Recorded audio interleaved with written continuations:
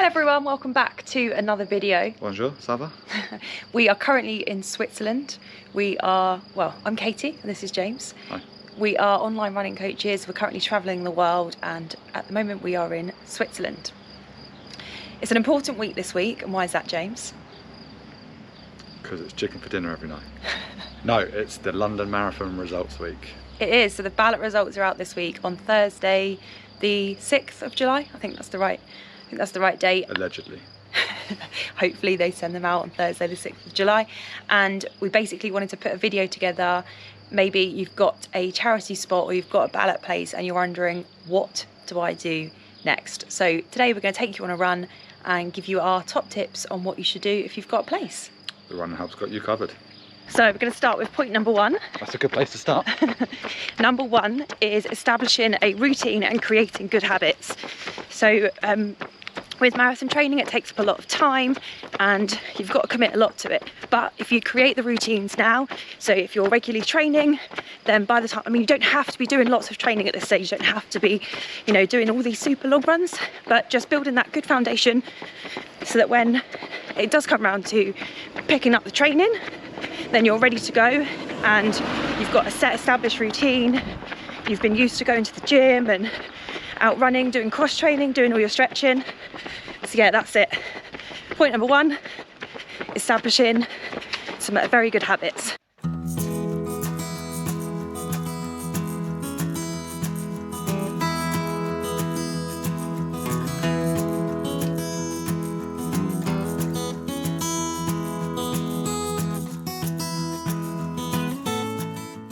Step 2, building or establishing that base.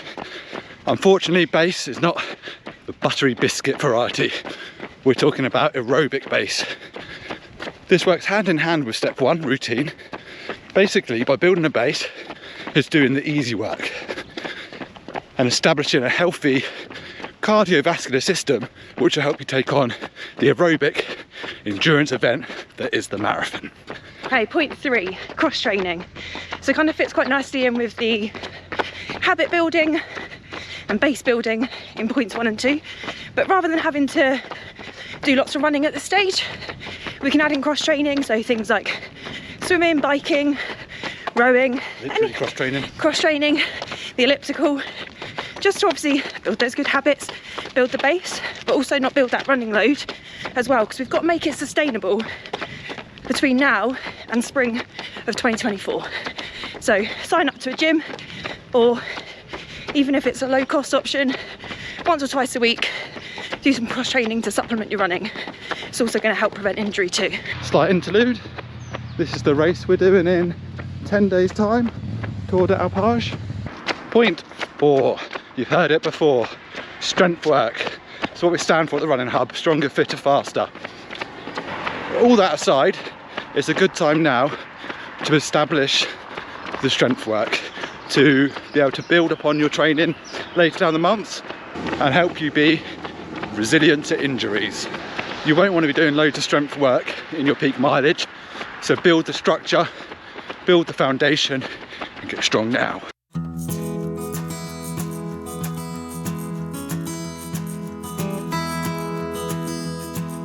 Okay, point 5, fundraising. So some people will be fundraising for charity. You've got a charity spot, or you've got in through the ballot and you want to fundraise for a charity that means a lot. So now we're in July, we've got all the way until April. Why not start your fundraising now? Just so that when it comes around to the actual intense peak training, you haven't got the worry of both. If you are running for charity, then they'll have lots of resources to support you. So make sure that you tap into those. Rely on your family and friends network and get creative. Start organising some events so that you can be able to fundraise the money in a fun way. Step number 6. So, practice. It's a big word. You're going to use it a lot over the next few months. But right now, what you can practice is things like fueling, kit, trainers, habits. A lot of these things you'll find the right or the wrong products for you by failing, by making errors. But that's a good thing right now. Use the community, use your friends, use fellow runners, share ideas, let each other know what's worked for you, what hasn't, just because it has worked for your friend doesn't mean it necessarily will work for you, but you'll start building up information. Okay, point number 7, you'll have to excuse me because we've been running uphill for the last mile and a half, finally onto some flat. So yeah, point number 7 is book some races, especially if you're starting from quite a new position. Then book something like a 10k in 8 to 10 weeks time, then a half marathon, and it just gives you those small stepping stones leading up to the marathon to not make it feel so daunting. And of course, the all important fun along the way. Yeah, exactly, getting some medals, going to races with some friends, it just helps the journey and just breaks it up into smaller chunks. Point 8, get organised. Now, you're thinking, James, my race isn't for 9 months, but you'll thank me for this. Get your race day logistics sorted today. How are you getting there? Where have you got to be? Where are you going to stay? Again, this seems early, but this will save you hella headaches nearer the time. And money. And money. We all like to save a bit of money. So yeah, get organised. Right, step 9, the all important training plan. Now, you don't need to get into like a marathon training plan just now, but start thinking about what you want your training plan to look like, how many days a week you can commit to, what races you want to build into your plan, and also who's going to do it for you. Are you going to you know, the Running Hub, we offer online coaching. We have a group coaching program which runs for marathons, which will be starting December this year. You know, do you want to follow a plan online? We don't mind that, we've both done that before, but for us it's all about leading into step 10, which we'll talk about on the balcony with a cup of tea. Right, we're almost done on this run. We've got a nice little hill to finish, so we'll give you step 10 on the balcony, as Katie said when we're done. But before we round it all up, this week's podcast episode goes a little bit deeper into all of this, so go give it a listen. We'll see you at the top of the hill. Right then, run done. Time for a cuppa on the balcony. Thank you, Laura. Beautiful balcony while we're here.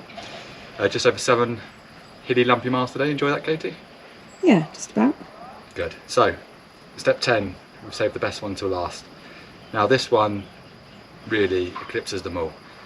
The biggest ally and biggest support you can have among this journey is community, team, squad, whatever you'd like to call it. So we would definitely recommend you join a local club or a community or get friends together. Obviously we're here, we're going to tell you all about the great things that the Running Hub community does, which it does do, like come and join us, it's fantastic, ask us more questions. But from an impartial point of view, like trying to go through this journey on your own will be 10 times harder. You need a support network around you for the good days and the hard days, and just to keep you going, keep you supported and keep you remembering your why. So yeah, that's number 10, and that will help bring all of the other 9 things together.